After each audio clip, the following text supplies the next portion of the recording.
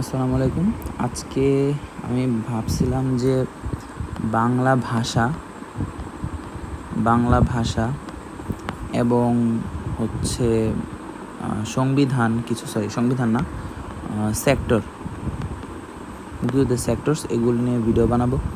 এগুলো নিয়ে কীভাবে পড়া যায়, সহজভাবে কী করা যায় তা নিয়ে ছোটো দুটো ভিডিও বানাবো। কিন্তু আমি আসলে শিওর না যে আমি সেক্টরের ভিডিওগুলো বানাতে পারবো কি না। কিন্তু বাংলা ভাষার প্রথম যে সেকশনটা আছে, এখানে কী কী পড়তে হবে এবং কীভাবে মনে রাখতে হবে, কী কী ইম্পর্ট্যান্ট টপিক আছে, ওইগুলো নিয়ে আমরা আজকে আলোচনা করব।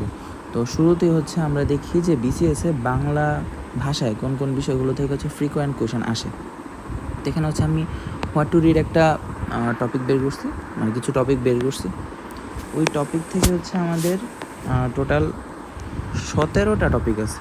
এই যে এই টপিকগুলোর মধ্যে টোটাল 17টা সাব টপিকস আছে। এই 17টা যদি আমরা পড়তে পারি তখন আমরা বাংলা ব্যাকরণে 10 তো পেতেই পারবো। কতর মধ্যে? 15-র মধ্যে। এখন মনে হতে পারে মাত্র 10 পাবো 15-র মধ্যে, কিন্তু আমরা যদি এভাবে চিন্তা করি তাহলে দেখা যাবে কিন্তু আমরা আসলে 100+ মার্কস পার্সেন্টেজে হিসাব করে নিছি। কারণ 200-তে আমাদের যখন পরীক্ষা হবে কাট মার্কস থাকে 100-র মতো। তো আমরা যদি প্রতি সাবজেক্ট হিসাবে 50% পাই, তারপরে আমার বাংলায় পাওয়ার কথা 50% 7.5, কিন্তু এখানে আমরা পাবো কত? 7.5% বলছি, 7.5, কিন্তু এখানে আমরা 10 হিসাব করে রাখছি। তার মানে আমাদের এটা ভালো মার্কস। তো আমাদের এখানে আমি 17টা টপিকের মধ্যে প্রথম দিকে যে টপিকগুলো রাখছি, যেমন শব্দার্থ, এক কথায় প্রকাশ, বাগধারা, সমার্থক শব্দ, বিদেশি শব্দ, তারপরে এদিকে আছে আমাদের পরিভাষা। এগুলো আমাদের মুখস্থ করতে একটু কষ্ট হয়, এবং বাকিগুলো বিপরীত শব্দ, এবং বাকিগুলো আমাদের বোঝাটা আমাদের জন্য কিছুটা সহজ। তো আমাদের যে শব্দার্থ, এক কথায় প্রকাশ, বাগধারা, সমার্থক শব্দ, বিদেশি শব্দ, বিপরীত শব্দ এবং পরিভাষা, এগুলো প্রতিদিন মুখস্থ করতে হবে। এগুলো আমি কালকে থেকে দিব। তো কালকে থেকে যখন দিব এগুলো আপনারা পড়ে ফেলবেন। আর আজকে যে ভোকাবুলারি দিলাম, এগুলো কতজন নোট করছেন জানি না। আমি মাত্র এখন পর্যন্ত 2 জনের কাছ থেকে কনফার্মেশন পাইছি যে তারা নোট করছেন, বাকিদেরটা আমি জানি না। তো নোট করবেন, এবং নোট করার পরে কীভাবে পড়বেন? প্রথম ভিডিও দেখে নোট বানাবেন কি শব্দটার অর্থ কী, এবং এটার পজিটিভ সেন্স নাকি নেগেটিভ সেন্স, এবং তারা কিছু ইনক্লুসিভ, এক্সক্লুসিভ কিছু হিন্টস দেয়। তো ওইগুলো নোট করবেন। সাথে নোট করার পরে প্রতিটা ওয়ার্ড দিয়ে একটা করে সেন্টেন্স বানাবেন। কয়টা করে? একটা করে সেন্টেন্স বানাবেন। এরপরে এই যে নোট বানাবেন, এটা 5বার পড়বেন। সেন্টেন্স চাইলে পড়তে পারেন, এগুলো নাও পড়তে পারেন, কিন্তু নোট বানানো মানে শব্দের অর্থ, এই মিনিংটা 5বার পড়বেন, তাহলে মনে থাকবে। সেমভাবে আমাদের শব্দার্থ, এক কথায় প্রকাশ, বাগধারা, সমার্থক শব্দ, বিবিধ শব্দ, তারপর বিদেশি শব্দ, এগুলো প্রতিদিন যাই পড়বেন না কেন 5বার পড়বেন। এবং মনে রাখবেন, সারাদিন আপনারা মুখস্থ করবেন, কোনো সমস্যা নেই, সারাদিন মুখস্থ। কিন্তু রাতের বেলা রিভিশন, রিভিশন। আচ্ছা, তো আমাদের এই যে টপিকগুলো আছে, এগুলো আমরা পড়বো অন্বেষণ বই থেকে। এখন অনেকে অনেক কথা বলে, যেমন নবম দশম শ্রেণীর বই পড়তে বলে, অগ্রদূত পড়তে বলে। কোনো সমস্যা নেই, সবই ভালো, কোনো প্যারা নেই। কিন্তু আমার যেহেতু অন্বেষণ বই আছে, আমি অন্বেষণ বইয়ের পিডিএফ বানাবো। পিডিএফ বানিয়ে এই পিডিএফ থেকে কী কী পড়া যায় ওইগুলো আমি একটা ছোট্ট ভিডিও করে দিয়ে দিব। আপনারা চাইলে অন্বেষণ বই থেকেও পড়তে পারেন, বা আমার পিডিএফটা থেকেও পড়তে পারেন, বা অগ্রদূত বা নবম দশম শ্রেণীর বই থেকেও পড়তে পারেন। তো আমরা পড়াশোনায় এখন প্রবেশ করি। আচ্ছা, তো আমরা এখানে কয়েকটা টপিক নিছি। প্রথম বাংলা ভাষা এবং ভাষারীতির একদম বেসিক কনসেপ্ট নিয়ে আলোচনা করব। এরপরে আমরা আলোচনা করব বাংলা ভাষার উৎপত্তি ও বিকাশ। এই বাংলা ভাষার উৎপত্তি ও বিকাশ থেকে 47-এ প্রশ্ন আসছিল। তো এই জন্য আমাদের এই টপিকটা ইম্পর্টেন্ট। এরপরে আমরা পড়ব বাংলা লিপি।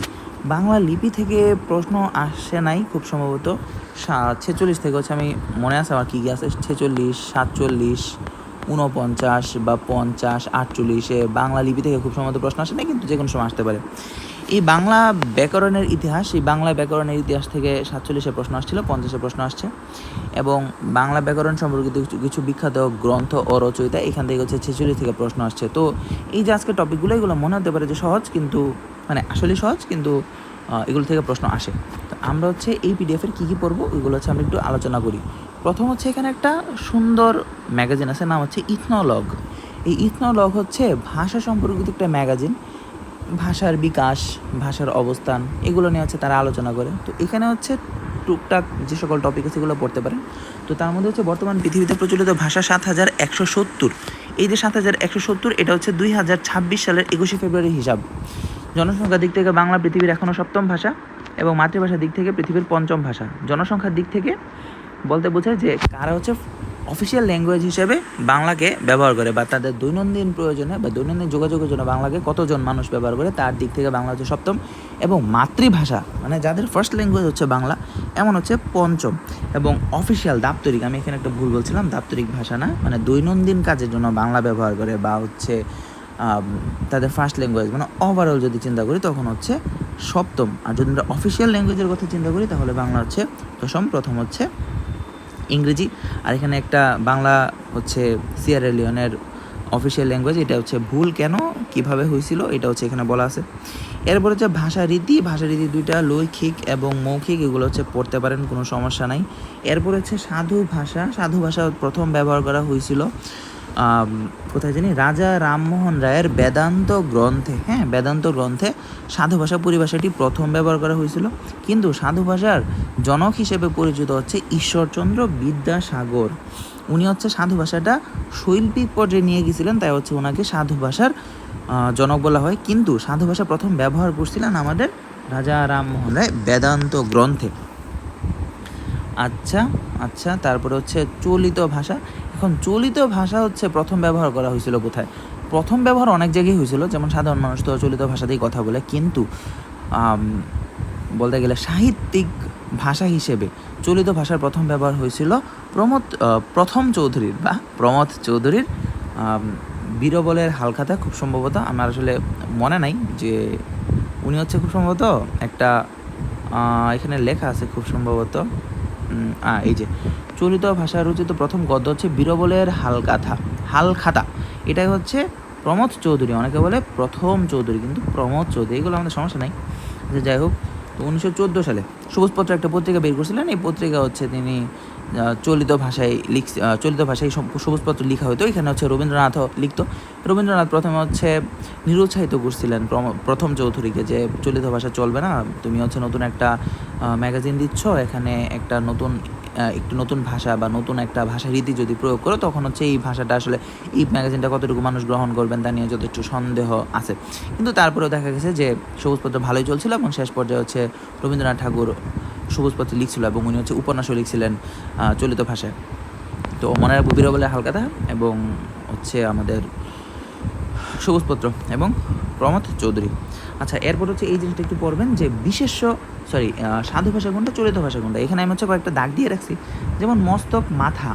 তারপর হচ্ছে জুতো হচ্ছে আমাদের চলিত ভাষা। এখন নর্মালি আমরা চলিত ভাষায় যে কথাটা বলি, এখানে আমরা কখনো জুতো ব্যবহার করি না, আমরা জুতাই ব্যবহার করি। কিন্তু পশ্চিমবঙ্গের ভাগীরথী নদীর পশ্চিম তীরের মানুষরা যে চলিত ভাষায় কথা বলি, সেটা হচ্ছে আমরা এখনও বাংলা ব্যাকরণে ব্যবহার করি। সেজন্য জুতার চলিত শব্দ হচ্ছে জুতো। সেমভাবে তুলো, সুতো, যেগুলো আসলে আমরা ব্যবহার করি না, পুজো, এগুলো। তারপরে হচ্ছে এখানে আর কি আছে, আর কিছু নাই। এরপর হচ্ছে উপভাষা। এখানে হচ্ছে 5টা উপভাষার কথা আছে, এগুলোও পড়বেন, যে রাঢ়ী, বাঙালি, ঝাড়খণ্ডী, বরেন্দ্রী, কামরূপী। এখানে হচ্ছে আমি যদি বাংলাদেশের একটা ম্যাপ আঁকি ছোট করে, হ্যাঁ,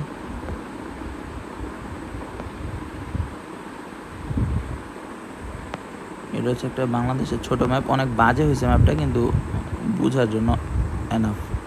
এটা হচ্ছে বাংলাদেশের একটা ম্যাপ। এখন হচ্ছে এই যে আমাদের 5টা উপভাষা আছে, 5টা উপভাষা কোথায়? প্রথম হচ্ছে রাঢ় হচ্ছে এই পার্টটা, এই যে পশ্চিমবঙ্গ যে জায়গাটা, এটা হচ্ছে রাঢ়। তো পশ্চিমবঙ্গের মানুষ যেভাবে কথা বলে, দাদা বুঝছেন, এটা হচ্ছে আমাদের রাঢ়ী ভাষা। এরপর হচ্ছে বাঙালি ভাষাটা হচ্ছে আমাদের এই যে এলাকা, এটা হচ্ছে আমাদের বাঙালি ভাষা। এরপর হচ্ছে ঝাড়খণ্ডী ভাষা হচ্ছে আমাদের যে বিহার। এই জায়গাটা হচ্ছে বিহার, আর এটা হচ্ছে পশ্চিমবঙ্গ। তো আমাদের যে এই যে জায়গাটা, এটা হচ্ছে বিহার থেকে ভেঙে ঝাড়খণ্ড নিয়ে আসছিল।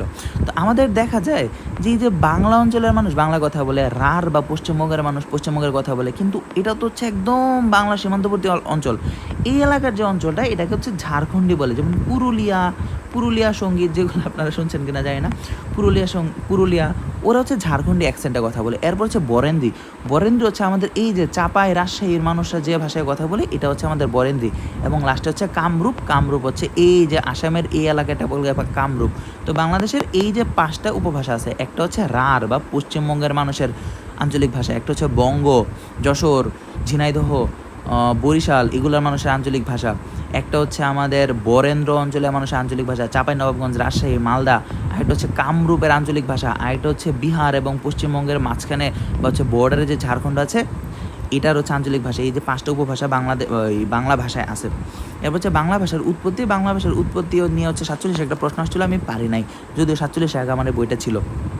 আচ্ছা, তো বাংলা ভাষার উৎপত্তি নিয়ে 2টা কথা আছে, একটা হচ্ছে মাগধী আর একটা হচ্ছে কি জানি একটা ভুলে গেছি, একটা হচ্ছে মাগধী আর হচ্ছে একটা কি জানি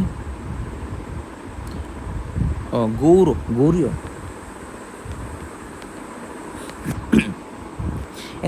এখন বিষয়টা হচ্ছে যে বাংলা ভাষার উৎপত্তি হচ্ছে কোন ভাষা থেকে হয়েছে, এটার জন্য হচ্ছে আমাদের 2টা মত প্রচলিত আছে, একটা হচ্ছে মাগধী প্রাকৃত, একটা হচ্ছে গৌড়ীয় প্রাকৃত। এখন মাগধী বলতে আসলে মগধ যে এলাকাটা বোঝায়, এই এলাকার যে প্রাকৃত ভাষা এটাকে হচ্ছে মাগধী প্রাকৃত বলে। এবং বাংলা যে মাগধী প্রাকৃত থেকে এসেছে সেটা হচ্ছে জর্জ আব্রাহাম গিয়ারসন। এখানে হচ্ছে কোথাও লেখা আছে যে এ সম্পর্কে প্রথম স্পষ্ট মত প্রকাশ করেন জর্জ আব্রাহাম গিয়ারসন। তিনি হচ্ছে বাংলা ভাষার একটা মানে প্রাকৃত ভাষার একটা প্রাকৃত ভাষা ছিল মাগধী প্রাকৃত, ওই প্রাকৃত থেকে বাংলা ভাষার উৎপত্তি হয়েছে, ওইটার কথা হচ্ছে উনি মত প্রকাশ করছিলেন। এবং এই মতে সমর্থন ওডিবিএল গ্রন্থে কে জানাইছিলেন হচ্ছে আমাদের ডক্টর সুনীতি কুমার চট্টোপাধ্যায়। সুনীতি কুমার চট্টোপাধ্যায়ের কথা কিন্তু রবীন্দ্রনাথের উপন্যাসে আছে। এবং এই যে গৌড়ীয় প্রাকৃত, গৌড় কোনটা আসলে? গৌড় হচ্ছে আমাদের যে বরেন্দ্র এলাকাটা ছিল না, আমাদের যে বরেন্দ্র এলাকা, এই বরেন্দ্র এলাকাটাকেই একসময় মানুষ গৌড় ডাকতো। এবং মানে মানে ধীরে ধীরে সমগ্র বাংলা অঞ্চলটা হচ্ছে গৌড় নামে পরিচিত হয়ে গেছিলো। আর মগধ হচ্ছে আমাদের আসলে এই জায়গাটা হচ্ছে মগধ ভারতবর্ষের। আচ্ছা, তো আমাদের মাগধী প্রাকৃত এটার হচ্ছে মত দিয়েছিলেন হচ্ছে আমাদের জর্জ আব্রাহাম গিয়ারসন, এবং সুনীতি কুমার চট্টোপাধ্যায় হচ্ছে বলছিলেন যে হ্যাঁ জর্জ আব্রাহাম গিয়ারসন যা বলছিলেন তা ঠিক, কিন্তু ডক্টর মোহাম্মদ শহীদুল্লাহ বলছিলেন যে না, আমাদের গৌড়ীয় প্রাকৃত থেকে বাংলা ভাষার উৎপত্তি। এখন এই প্রাকৃত কি এটা হচ্ছে আমরা একটু সামনে গিয়ে দেখব। আচ্ছা, এরপরে হচ্ছে আপনারা হচ্ছে এগুলো পড়বেন, যেমন আচ্ছা সামনে যাব, এগুলো হচ্ছে রিডিং দিবেন, এই পুরোটা রিডিং দিবেন, তাইলে হচ্ছে একটু ভালো করে বুঝতে পারবো। এখন হচ্ছে এটা হচ্ছে বাংলা ভাষার ইতিবৃত্ত, ডক্টর মোহাম্মদ শহীদুল্লাহ একটা বই আছে, এই বইয়ে হচ্ছে বাংলা ভাষার ক্রোনোলজিটা সুন্দর করে দেখানো আছে। তো বলা আছে যে খ্রিস্টপূর্ব 5000 সনে বা 5000 খ্রিস্টপূর্বে ইন্দো ইউরোপীয় ভাষা থেকে 2টা ভাষা তৈরি হয়েছে, একটা হচ্ছে কেন্তুম আর একটা হচ্ছে শতম। এই শতম থেকে অনেকগুলো ভাষা তৈরি হয়েছে, আলবেনিক, আর্মেনিক, বাল্টোস্লাভিক, এই সবগুলো হচ্ছে আমাদের ইউরোপের ভাষা। কিন্তু হিন্দ আর্য ভাষা এটা হচ্ছে আমাদের এশিয়ার ভাষা। এই হিন্দ আর্য ভাষা থেকে আমাদের ভাষা তৈরি হয়েছে 3টা, একটা ইরানিক বা হচ্ছে বর্তমানের ইরানের ভাষা, একটা হচ্ছে দার্দিক, এটা আমি জানি না কোন এলাকার ভাষা, একটা হচ্ছে ভারতীয়।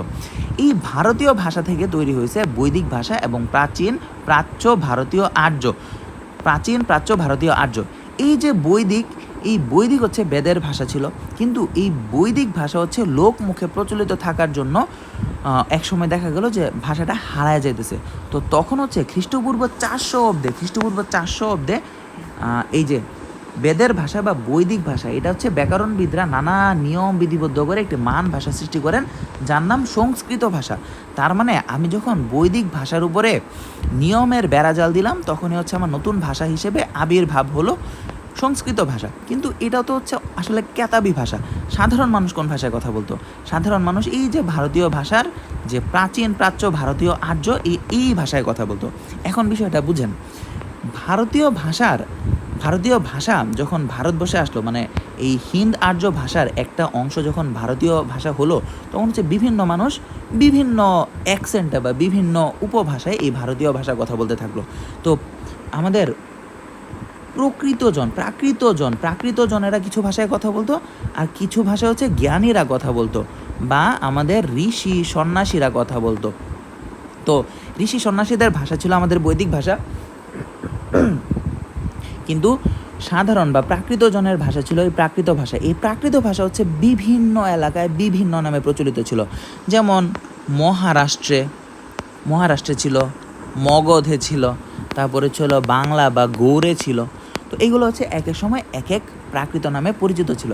এই একটা প্রাকৃতই ছিল মাগধী প্রাকৃত, যে প্রাকৃত থেকে বাংলা ভাষার উৎপত্তি হয়েছে বলছে জর্জ আব্রাহাম গিয়ারসন। এবং আরেকটা প্রাকৃত ছিল গৌড়ীয় প্রাকৃত, যে প্রাকৃত থেকে বাংলার উৎপত্তি, এই জিনিস বলছে আমাদের ডক্টর মোহাম্মদ শহীদুল্লাহ। আচ্ছা ঠিক আছে। এই যে প্রাচীন, প্রাচ্য, ভারতীয়, আর্য, এটা থেকে হচ্ছে বিভিন্ন আর্য ভাষা তৈরি হয়েছে। তার মধ্যে হচ্ছে প্রাচীন উদিচ্য, সৌরসেনী, প্রাচীন প্রাচ্য, এরকম অনেকগুলো আছে। তার মধ্যে এই যে প্রাচীন প্রাচ্য থেকে আবার অনেকগুলো ভাগ হইলো, তো এগুলো আমাদের কিছু দরকার নাই। আমাদের দরকার হচ্ছে শুধু এই যে গৌড়ীয় প্রাকৃত, একটা হচ্ছে মাগধী প্রাকৃত। এটা হচ্ছে আমাদের ডক্টর মোহাম্মদ শহীদুল্লাহ বলছেন, এটা হচ্ছে জর্জ আব্রাহাম গ্রিয়ারসন এবং সুনীতি কুমার চট্টোপাধ্যায় বলছেন। তো এইখান থেকে হচ্ছে পরে কি আসছে, গৌড়ীয় অপভ্রংশ। এখন অপভ্রংশ কেন বলে? এই প্রাকৃত ভাষা যখন আরও কিছু বিবর্তনের মধ্য দিয়ে বা বিকৃতির মধ্য দিয়ে গেছে, তখন এটা নাম হয়েছে অপভ্রংশ। এবং এই অপভ্রংশ থেকে, গৌড়ীয় অপভ্রংশ থেকে আরও কিছু ভাষা তৈরি হয়েছে, যেমন বিহারি, প্রাচীন উড়িয়া, বঙ্গ কামরূপী। এই বঙ্গ কামরূপী থেকে আবার তৈরি হয়েছে কি বাংলা এবং আসামি। এই যে কামরূপ, এই কামরূপ আসলে আসামকে বোঝাইতো, এই জন্য হচ্ছে বাংলা এবং আসামি। বঙ্গ কামরূপী বলতে বাংলা এবং অসমীয় ভাষা বোঝায়। তো এইখান থেকে আমাদের বাংলা এবং অসমীয় আসছে। আচ্ছা যাই হোক, এরপর হচ্ছে এখানে আরও টুকটাক কথাবার্তা আছে। যেমন ডক্টর মোহাম্মদ শহীদুল্লাহর মতে বাংলা ভাষা হচ্ছে সংস্কৃত ভাষার দুহিতা মানে মেয়ে। কেন মেয়ে বলা হয়েছে? কারণ একটা ভাষা থেকে যখন আরেকটা ভাষা তৈরি হয়, তো মায়ের থেকে তো নতুন একজন মানে একটা সৃষ্টি তৈরি হবে, সেই জন্য হচ্ছে ভাষাকে মেয়ের সাথে তুলনা করা হয়। এরপরে হচ্ছে ভাষার মানে বয়স কত, কে কোন ভাষার নাম বললো, এগুলো হচ্ছে আপনারা টুকটাক পড়বেন, এগুলো রিডিং দিবেন, আহামরি কিছু না। এরপরে হচ্ছে ইন্দো ইউরোপীয় ভাষা। এখন এই যে ইন্দো ইউরোপীয় ভাষা ছিল, এটা কীভাবে বুঝছে?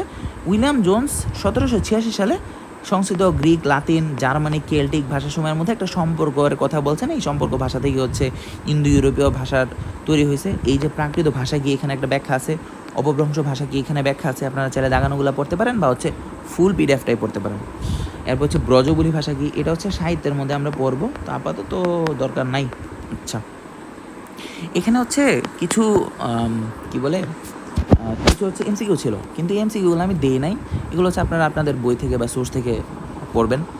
এরপর হচ্ছে বাংলা লিপি। বাংলা লিপি হচ্ছে এখানে টুকটাক বলা আছে, যেমন পৃথিবীর সমস্ত লিপির উৎপত্তি হচ্ছে ফিনিশীয় লিপি থেকে। এই ফিনিশীয় লিপি থেকে হচ্ছে অন্যান্য লিপি আস্তে আস্তে আসছে। তো বাংলা লিপির উৎপত্তি কোন জায়গা থেকে আসছে? বাংলা লিপির উৎপত্তি হচ্ছে প্রাচীন ব্রাহ্মী লিপি থেকে। এই ব্রাহ্মী লিপির প্রথম নিদর্শন পাওয়া গেছিল সম্রাট অশোকের শিলালিপি বা স্তম্ভলিপিতে। তো এখানে হচ্ছে হালকা পাতলা কথা বলা আছে।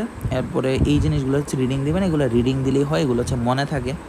এরপর হচ্ছে প্রাচীন ভারতে দুটি লিপি পাওয়া যায়, একটা হচ্ছে ব্রাহ্মী আর একটা হচ্ছে খরষ্টি। ব্রাহ্মী লিপি কি? ব্রাহ্মী লিপি হচ্ছে আমাদের যখন বাম পাশ থেকে ডান পাশে যায়, আর খরষ্টি হচ্ছে যখন ডান পাশ থেকে বাম পাশে যায়। মোটামুটি আমাদের ব্রাহ্মী লিপি হচ্ছে ভারতীয় সমস্ত লিপি হচ্ছে ব্রাহ্মী লিপি, কেবল হচ্ছে উর্দু ছাড়া। উর্দু হচ্ছে আমাদের খরষ্টি লিপি। এরপরে হচ্ছে এই ব্রাহ্মী লিপির তিনটা রূপ আছে, কুটিল, নাগর এবং সারদা। এগুলো হচ্ছে আপনারা রিডিং দিবেন। এখানে হচ্ছে টুকটাক বলা আছে, সেমভাবে এখানে হচ্ছে আলোচনা আছে, এগুলো হচ্ছে আপনারা রিডিং দিবেন, আহামরি কিছু না। এরপরে আমাদের ইম্পর্টেন্ট জিনিস হচ্ছে এইটা, যে 1778 খ্রিস্টাব্দে চার্লস উইলসন তৎকালে প্রচলিত প্রাচীন লিপির বাংলা অক্ষরের আদলে বাংলা বর্ণমালা তৈরি করেন। বিষয়টা হচ্ছে চার্লস উইলকিনসন ছিলেন একজন প্রেসের মালিক।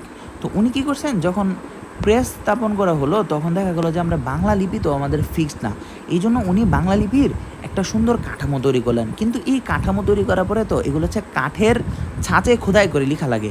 এই কাঠের ছাঁচে খোদাই করে লিখছে হচ্ছে পঞ্চানন কর্মকার। এখানে কোথাও লেখা আছে পঞ্চানন কর্মকারের কথা। তো উনি হচ্ছে যে চার্লস উইলকিনসন, উনি হচ্ছে বাংলা লিপিগুলো সুন্দর করে বিভিন্ন জায়গা থেকে খুঁজে খাজে বের করে সাজাইছিলেন। কিন্তু এগুলা কাঠের যে যন্ত্র, এই যন্ত্রে হচ্ছে প্রথম খোদাই করছিলেন পঞ্চানন কর্মকার। তো এগুলো হচ্ছে আপনারা একটু রিডিং দেবেন। এই কথাটি ইম্পর্টেন্ট যে বাংলা লিপি অক্ষরের গঠন কার্য শুরু হয় সেন যুগে। সেন যুগ কখন? সেন যুগ হচ্ছে আমার ভুলেই তো গেলাম, পাল যুগের পরে। পাল যুগ কখন শেষ হলো? 1060 সালের দিকে হচ্ছে আমার সেন যুগ শুরু হয়েছে আশেপাশে। এবং বাংলা লিপির মধ্যে বাংলা বর্ণগুলো প্রথম নকশা করেন পঞ্চানন কর্মকার। আচ্ছা, এবং হচ্ছে ইংরেজ আমলে ঈশ্বরচন্দ্র বিদ্যাসাগর দ্বারা বাংলা বর্ণগুলো স্থায়ী রূপ লাভ করেন। এখন কথা হচ্ছে চার্লস উইলকিনসন তো একবার বাংলা রূপের স্থায়িত্ব দিলেনই, তারপরে আবার ঈশ্বরচন্দ্র বিদ্যাসাগরের সময় এসে আবার কেন স্থায়িত্ব রূপ লাভ করলো?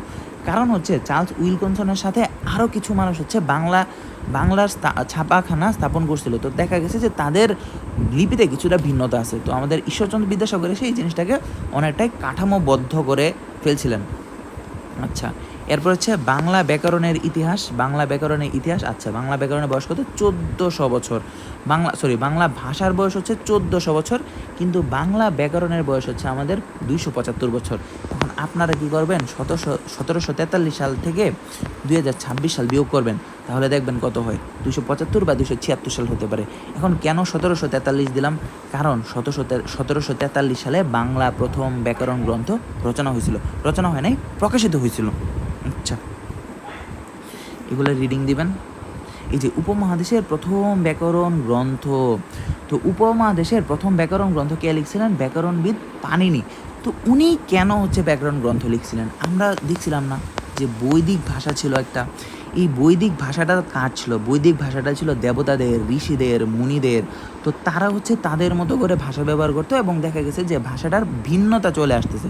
তো তখন হচ্ছে পাণিনি কী করলো? এই বৈদিক ভাষায় বিভিন্ন নিয়মের বেড়াজাল তৈরি করে উনি হচ্ছে একটা নতুন ভাষা তৈরি করলেন, যে ভাষাটার নাম হচ্ছে, আমি একটু ভুল বললাম নাকি, 1 মিনিট,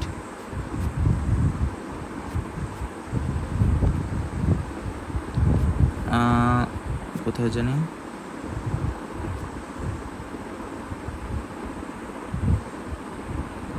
না মোটামুটি এগুলাই, যে পাণিনি প্রথম হচ্ছে সংস্কৃত ভাষা কে জানি তৈরি করলো। এই যে হ্যাঁ ঠিকই আছে, যে খ্রিস্টপূর্ব 400 অব্দের দিকে ব্যাকরণবিদ পাণিনির হাতে এটি চরমভাবে বিধিবদ্ধ হয়। এগুলো হচ্ছে মানে বারবার পড়তে হয় কি, যদি বেশিবার পড়া না যায় তখন হচ্ছে এত দূরের মানে সম্পর্ক একসাথে করার জন্য পরে হচ্ছে মনে থাকে না। তো কি বললাম, যে এই যে পাণিনি হচ্ছে বৈদিক ভাষাকে বিধিবদ্ধ করতে গিয়ে নতুন একটা ভাষায় তৈরি করে ফেললেন, যে ভাষাটা হচ্ছে সংস্কৃত ভাষা। এবং এই যে উনি হচ্ছে সংস্কৃত ভাষা তৈরি করার জন্য যে একটা বই লিখলেন, এই বইটার নাম হচ্ছে অষ্টাধ্যায়ী। এবং উনি কখন লিখলেন? খ্রিস্টপূর্ব 400 অব্দে। এবং আরেকটা জিনিস, একজন নাম ছিলেন পতঞ্জলি, ওই পতঞ্জলি হচ্ছেন এই বইটার ব্যাখ্যা করছিলেন। এখন ব্যাখ্যা কেন দরকার? আগের দিনেও গাইড চলতো, এখনও গাইড চলতো। আমাদের যে পাণিনি, উনি হচ্ছেন গ্রন্থটা তৈরি করছিলেন, কিন্তু গ্রন্থটা এতই কঠিন ছিল যে নতুন করে মানে একজন সাধারণ মানুষের বোঝার জন্য একটা ব্যাখ্যা গ্রন্থের প্রয়োজন হয়েছিল। ব্যাখ্যা গ্রন্থটা কে লিখছিল? পতঞ্জলি। এই পতঞ্জলি নামে ইন্ডিয়াতে একটা ব্র্যান্ড আছে টুথপেস্টের, হার্বাল প্রোডাক্টের। আচ্ছা, এরপর হচ্ছে এটা তো গেল 400 অব্দে প্রথম ব্যাকরণ গ্রন্থ উপমহাদেশ, কিন্তু বাংলায় প্রথম ব্যাকরণ গ্রন্থ কে লিখছিলেন? বাংলায় প্রথম ব্যাকরণ গ্রন্থ লিখছিলেন পর্তুগালের পাদ্রি, ওনার নামটা ছিল, নামই তো বলে গেছি, পর্তুগিজ পাদ্রি ফাদার মানুয়েল দা আসুম্পুসাও। ওনার বইয়ের নাম ছিল বিশাল বড়, ভোকাবুলারিও এম ইডিওমা বেঙ্গলি ই পর্তুগিজ ডিভিডো এম দুয়াস পার্টিস।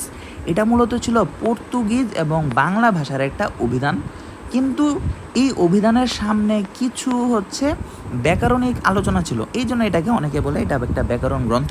এখন মজার বিষয় হচ্ছে 47 একটা প্রশ্ন আসছিল যে মানুয়েল দা আসুম্পুসাও, এই যে আমাদের প্রথম ব্যাকরণ গ্রন্থটা, এটা লেখার আগে কত বছর এইটার জন্য পরিশ্রম করছিলেন, বা কত বছর ধরে ব্যাকরণ গ্রন্থ রচনা করছিলেন। তো এই বই হচ্ছে একটা বিষয় আছে যে 1734 সালে রচনা করলেও 1743 সালে পর্তুগালের রাজধানী লিসবন থেকে রোমান হরফে প্রকাশিত হয়।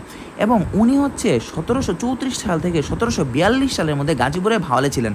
তো দেখেন এই যে প্রশ্নটা যে 47 সালে আসছিল, 47-20 আসছিল, এটা হচ্ছে এখান থেকে উত্তরটা পাওয়া যায়। এখন কথা হচ্ছে তার মানে কি এই বই থেকে সব প্রশ্ন আসবে না? যেমন রস্যইয়ের উপরে যে এই যে টান, এই টানের নাম কি? এটা তো ওই বই থেকে আসে নাই। এই জন্য বই বাদ দিয়ে আপনারা হচ্ছে মানে টপিক পড়বেন, নিজের নলেজ হচ্ছে বাড়ানোর চেষ্টা করবেন, তাহলেই হয়েছে। আর বইয়ের উপর ডিপেন্ডেন্ট হওয়া উচিত না আমার মতে। আচ্ছা, যাই হোক, এরপরে হচ্ছে আচ্ছা যে জায়গায় ছিলাম, যে ম্যানুয়েল দা আসুম্পুসাও হচ্ছে প্রথম ব্যাকরণ গ্রন্থটা রচনা করছিলেন। এরপর হচ্ছে ইংরেজি ভাষায় রচিত প্রথম ব্যাকরণ গ্রন্থ কোনটা? এটা হচ্ছে নাথানিয়েল ব্রাসি হ্যালহেড বা NB হ্যালহেডের লেখা a grammar of Bengal language. কত সালে প্রকাশ হয়েছে? 1778 সালে, একই শতাব্দীতে প্রকাশ হয়েছে। আচ্ছা, এখানে হচ্ছে আমাদের মনে রাখার মতো বিষয় হচ্ছে এই যে দুইটা, এখানে উইলিয়াম ক্যারি সাহেব উনি হচ্ছে একটা ব্যাকরণ গ্রন্থ লিখছিলেন, আবার NB হ্যালহেড সাহেব একটা ব্যাকরণ গ্রন্থ লিখছিলেন। দুইটা ব্যাকরণ গ্রন্থের নাম একই, a grammar of Bengal language কিন্তু আরেকটা নাম একটু পার্থক্য, a grammar of Bengali language. এই দুইটা ওয়ার্ড ছাড়া এই দুইজনের বইয়ের কোনো পার্থক্য নাই। তো আমাদের এই যে কনফিউশনটা ক্লিয়ার করার জন্য আমাদের এই বেঙ্গল আর বেঙ্গলি এভাবে মনে রাখতে হবে। আর প্রথম বাঙালি ব্যাকরণ রচয়িতা, এটা আমরা সবাই জানি যে 1826 সালে গৌড়ীয় ব্যাকরণ নামে বাংলায় অনুদিত হয়ে প্রকাশিত হয়। যদিও বইটা হচ্ছে রাজা Rammohan Roy Bengali grammar in English ল্যাঙ্গুয়েজে 1826 সালে প্রকাশ করছিলেন, কিন্তু এর হচ্ছে এখানে 4 আর 3 এত বছর পরে হচ্ছে এটা গৌড়ীয় ব্যাকরণ নামে বাংলায় অনুদিত হয়ে প্রকাশ হয়েছিল। তো আমাদের যদি আসে যে প্রথম বাঙালি কে রচনা কে হচ্ছে ব্যাকরণ লিখছিলেন, ওইটা হচ্ছে রামমোহন রায়। আবার যদি আসে যে কোন বাঙালি প্রথম বাংলা ভাষায় ব্যাকরণ রচনা করছিলেন, ওইটা হচ্ছে আমাদের রাজা রামমোহন রায়। আচ্ছা, এরপরে হচ্ছে এইখানে আছে আমি কিছু দাগায় রাখছি, এই বইগুলো হচ্ছে আপনারা একটু সুন্দর করে মনে রাখবেন, যেগুলো দাগ আছে যে কে লিখছে, কখন লিখছে, নাম কি, কষ্ট হলেও মনে রাখবেন। এখন এগুলো হচ্ছে আসলে মনে রাখার সহজ কোনো উপায় নাই, একটু কষ্ট করে মনে রাখা লাগবে। আমরা আলোচনার খাতিরে কিছু বইয়ের নাম অলরেডি বলে আসছি, যেমন ভোকাবুলারিও এম ইডিওমা বেঙ্গলি ই পর্তুগিজ ডিভিডো এম দুয়াস পার্টিস, এটা লিখছে Manuel da Assumpcao. Bengali grammar in English language, এটা হচ্ছে রাজা রামমোহন রায় লিখছিল 1826, নামটা ইম্পর্টেন্ট। স্কুল বুক সোসাইটির উদ্যোগে বইটা প্রকাশ হয়েছিল। এবং গৌড়ীয় ব্যাকরণ 1833 সালে, এটা হচ্ছে রাজা রামমোহন রায়। এই দুইটা জিনিস হচ্ছে আপনারা যেভাবে পারেন ওইভাবে মনে রাখেন, নিজের নাম ভুলে যান কিন্তু এই দুইটা বইয়ের নাম মনে রাখেন। এরপর হচ্ছে history of Bengali language, Bijoychandra Majumdar হচ্ছিল বাংলা ভাষা, মানে উনি হচ্ছে চর্যাপদের ভাষা যে বাংলা, এটা নিয়ে হচ্ছে প্রথম আলোচনা করছিলেন। তো ওনার বই হচ্ছে হিস্ট্রি অফ বেঙ্গলি ল্যাঙ্গুয়েজ। এরপরে দীনেশ চন্দ্র সেন হচ্ছে বাংলা ভাষায় প্রথম আধুনিক ব্যাকরণ রচনা করছিলেন, history of Bengali language and literature 1901 সালে। যদিও উনি আধুনিক বাংলা ব্যাকরণ রচনা ব্যাকরণ যেটা ছিল এটা ছিল বঙ্গ ভাষা এবং সাহিত্য, এটা 1896 সাল, এটার জন্য এটা ইম্পর্টেন্ট। এরপর হচ্ছে রবীন্দ্রনাথ ঠাকুর, কবিগুরুর দুইটা বই চাইলে মুখস্থ করতেও পারেন, নাও পারেন, এটা হচ্ছে আপনাদের বিষয়। ঈশ্বরচন্দ্র বিদ্যাসাগরের বইটা মুখস্থ করতে হবে, ব্যাকরণ কৌমুদী। এবং এনামুল হকের একটা হচ্ছে মঞ্জুরি আর একটা হচ্ছে মঞ্জুষা, এভাবে মনে রাখবেন। সুনীতি কুমার চট্টোপাধ্যায়ের ওডিবিএল, এটা তো কিছু মনে না থাকলেও থাকে।